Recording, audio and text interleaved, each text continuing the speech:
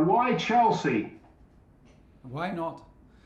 I mean, there was the opportunity. There's one of the biggest clubs in the world, in the most competitive league of the world.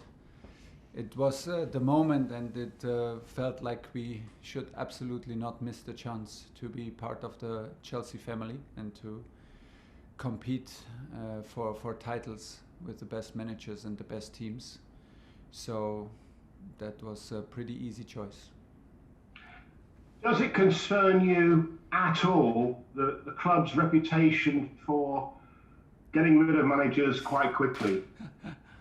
Yes and no, but on this level where I'm absolutely grateful that I can work on this level, it's like this. If you sign in for Chelsea, you sign in for the hunger of titles. You sign in for being absolutely competitive in every competition you play. I'm totally aware of that. Yeah, it is like you said, but it does not scare me.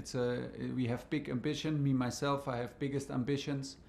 I'm very excited about the mixture of the team. I'm very excited about the structure of the club, and the first days were amazing. And yeah, I'm absolutely aware that at some point everybody expects results, but honestly, I'm doing that of myself all the time.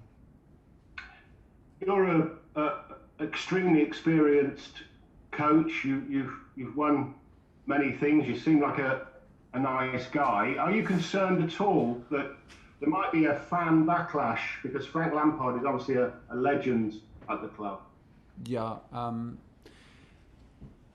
A fan backlash, I don't know. I hope not, because that would be hard on the team, because we need our supporters like any team, and in a stadium like ours, and in a club like ours, like Chelsea, to have the fans so close and so close behind the team, it makes really the difference. I can absolutely assume that it's a big disappointment for the fan base to see that Frank was sacked. I have, and I said this in the first statement, and I can only repeat, I have the biggest respect. I was a huge fan of Frank as a player. It was a pure joy to watch him play and to see him, how he played, with what personality he played. He was one of the key figures to demonstrate in 90 minutes what Chelsea is about intensity, about devotion, about winning mentality. And so I have the biggest respect for him personally and for his legacy. It just got bigger when I received a message today in the morning, and to a personal message to wish me all the best, and maybe meet in the future when this is possible. So honestly, nothing has changed there. But in the last 72 hours, the club made clear to me that this is not my fault, clearly not my fault, and I cannot change the situation for him. The decision was made, and I was handed the opportunity. But I mean what I say, like before. Just a final question from me, if I may. Obviously, there's a little bit of a time to go now before transfer window closes on Monday evening. From what you've seen so far, are there any gaps that you need to fill in the squad? No, and it's hard to judge for me right now, because we have now one game, 2 training sessions. I'm very happy with what I see so far, with both trainings and the game yesterday, the performance, the attitude, and the talent and potential. I think we have, the squad is not too big. Right now we have N'Golo Kanté came back today, so we have 22 players plus the goalkeepers. That is, regarding our program with 3 competitions, absolutely not too much. I have the feeling that right now is the guys deserve to be trusted, and I want to trust everybody. If a possibility comes along that we all agree on making us stronger right away, and okay, we will not hesitate, I'm sure, but it's not like we have the absolute need to do something. Absolutely not. Moose, Talk Sport Radio. Hi Thomas, how are you? Nice to meet you. Hi, I'm fine. You're the 5th German manager to manage in the top 5. I look at some of the others. David Wagner was successful with what he did with Huddersfield. Yeah. Obviously, we've had Jurgen Klopp massively successful, Daniel Farke successful at Norwich. What for you is going to be success at Chelsea? Well, in the end, and the club makes this very clear, in the end at Chelsea, it is about results. It is about results for us as managers. We always try to bring in performance, to bring in like develop players, to improve players, to increase their value, like also as seen as strong performances. And but in the end, like I said, I'm very realistic. I'm in a club whose DNA it is to win and to win, go for trophies. And I'm here to challenge every trophy we play for in the competitions, and that means that, yeah, realistically, this year it's the Champions League and it's the FA Cup. To speak now about the Premier League title is there are too many teams in between us. This is not realistic, and we will just lose the focus if we start here.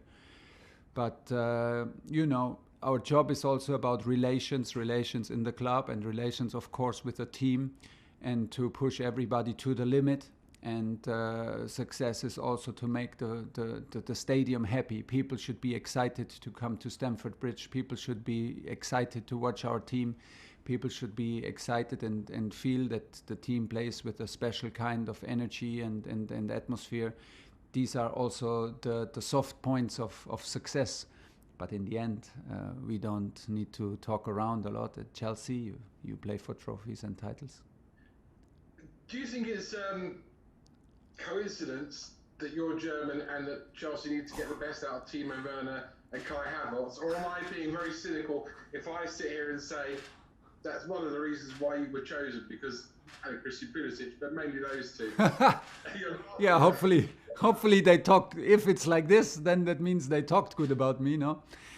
I'm not sure, but maybe it was not the biggest disadvantage in this moment. Maybe is that people can rely on that. I love to work with young guys. I love to work with guys from the academy, and we have a lot of Chelsea boys here in this squad, and we will push them to the limits.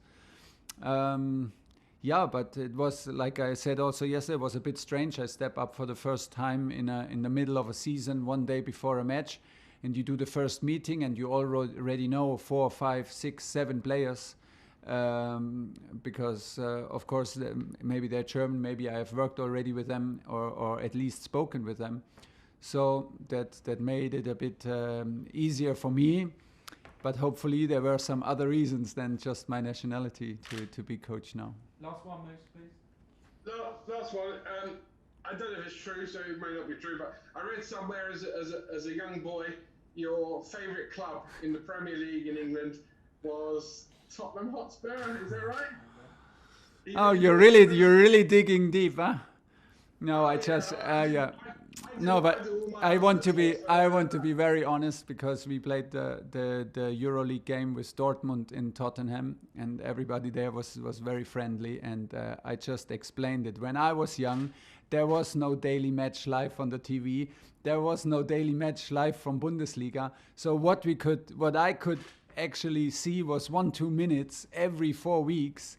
And suddenly, a club like Tottenham Hotspur came across in our sports broadcaster once every 4 weeks. So suddenly, I heard the name Tottenham Hotspurs, which was very sounded like a big adventure, and gave me a big advantage on playing with my friends, because they had no idea where that club was. So, and I talked about that story, and I was young and needed the money. Huh? No, but I was young, but that was one of my first experiences. I did not even know that it's a club from London, but now I'm absolutely aware that I work for the big rivals, and you can be very sure that we do everything to beat them next week.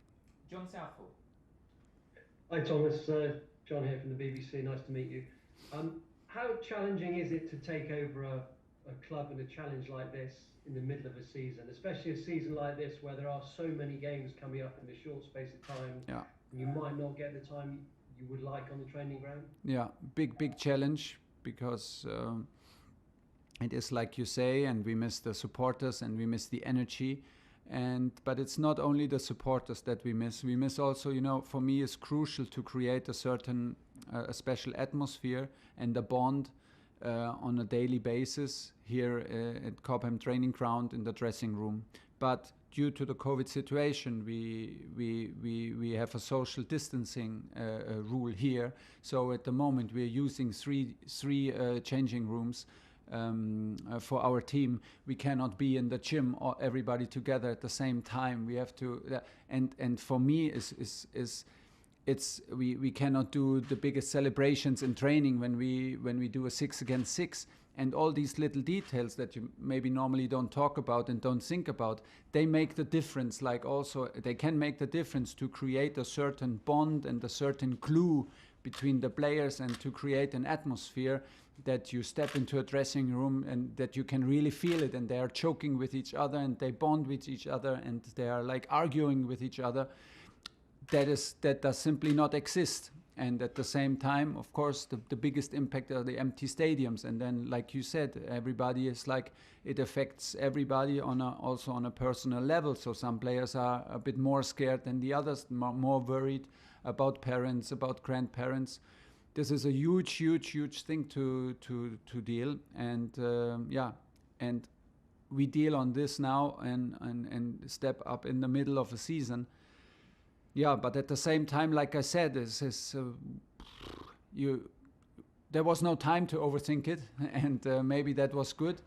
And the outview on to be part of this adventure was too positive, and I was too hungry to hesitate. But it's a big challenge for sure. One more, please, John. I think I'm right in saying that you know Pep Guardiola reasonably well. Have you spoken to him at all about the Premier League, about the challenges that might throw up? Because I think of all the leagues in Europe, this is the one where everybody seems to be able to beat each other. We saw last night with Manchester United. Yeah, absolutely. I spoke with Pep a lot since he works here. I followed, of course, the Premier League very closely from Germany and from France. This is absolutely clear, because this is the benchmark of leagues. We could see yesterday on a physical level, on the level of athleticism and devotion and a completely different level that we are used to. I love it because it brings out the best in us coaches. I love it because it brings out the best in our players. I truly believe in that. And for me personally, this is something to step up and to compete against the best coaches in the world brings out the best in me, and I want to be ready for that. And I'm very positive about it, and it's a big challenge. Lindsay Hooper. Hi Thomas, Hi. I'm Lindsay from Premier League Productions.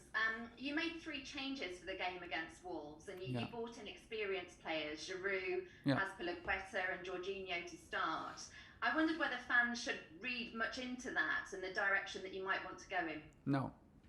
That was, first of all, it was a totally unfair lineup, because I had no reason for any of the players who did not start.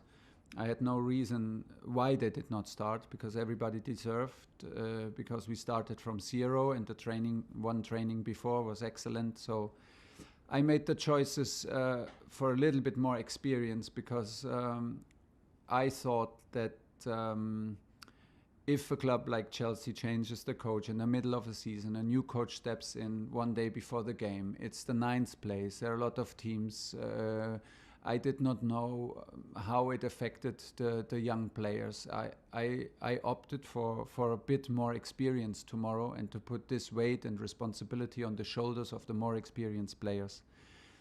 Not of any trust issues, and if you know my reputation and if my last clubs, I will push every youngster to be ready. And what I saw also today in training from the guys who did not play, I have absolutely zero doubts that we have 21 players who are absolutely ready to play for Chelsea in Premier League and win games for us. Nobody should read too much into this. We have to. This is like we have to get known to each other, and we have to do this in the middle of a season. And so that was the reason, but nothing else. Nick Purewall. Hi Thomas, thanks for your time. You said great news that N'Golo Kanté is fit. You spoke briefly last night about how excited you are to work with him. Where do you see his best position? Because obviously he's played in loads of different roles in midfield, and you seem to fulfil them all well. But where do you think you'll best? I think he's the strongest on the double six in the center, in the heart of the game. Gives him a little bit more freedom than he plays a single six, what he can do. But I like he's for me not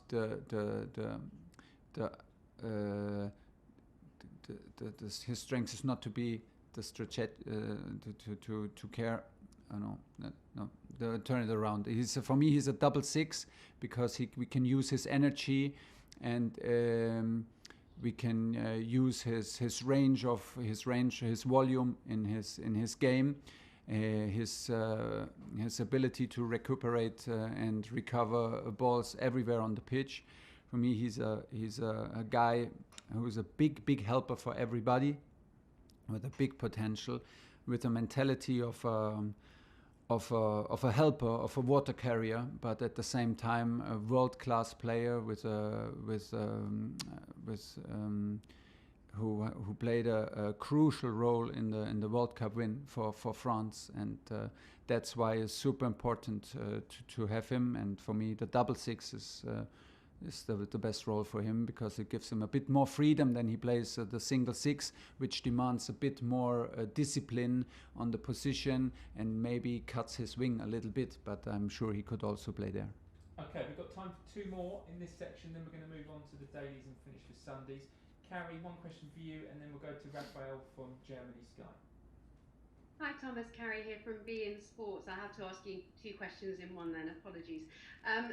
Just to follow up from Lindsay's question, your assurance to fans then that the academy players that Frank has showed such faith in won't be punished. You know, Mason Mount was captain in the match before it started in the last 10, created more chances than any other player. There's some concern, we know it's not, that it was a punishment. Of course, we know when it's not. And I'd like to get your opinion on Billy Gilmour, because we know how much you like the metronome in defensive midfield, the Verratti style play. Everyone very excited about him as a player, some concern he could go out on loan. Your assessment of all that, please.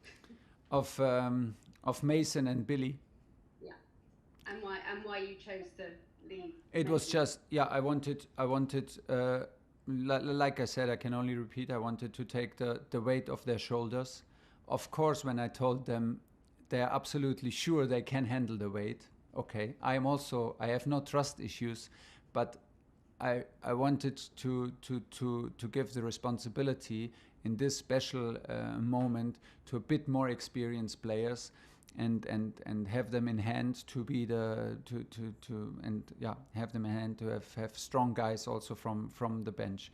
There is nothing to worry about. I like what I see from Mason so far, from his personality that I get to know now since 3 days is amazing. Such a nice guy, such a competitive guy, such a lot of talent, and the most important, every game I watched so far, he leaves his heart on the pitch. He cares for Chelsea like 100%, and he gives the 100% he has every time he plays, and this is the best basis for a big development. And I'm very, very happy to have him around, and I will not stop pushing him, and I will not stop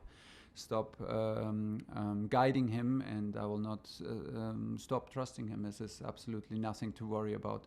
For Billy, the same, in a different personal moment for him, because he didn't play the biggest role like Mason did in the last week. So maybe the decision yesterday for Mason was the toughest, and we spoke about this in person. And for Billy, I have a good impression. He is a very strategic guy. The very, very high level of game understanding. Very, very, very good in the first contact. Very, very clever in positioning. We see if he has the physical level on highest, or if he can compete in the center of the field in the most physical league in the world. We will see that, but he is super quick. He is super fast with his feet, super fast in decision making, and very, very, very, very good in positioning, like I said. So for me, we have right now 21, 22 field players available, play in 3 competition. There is absolutely no need that we have to get rid of players.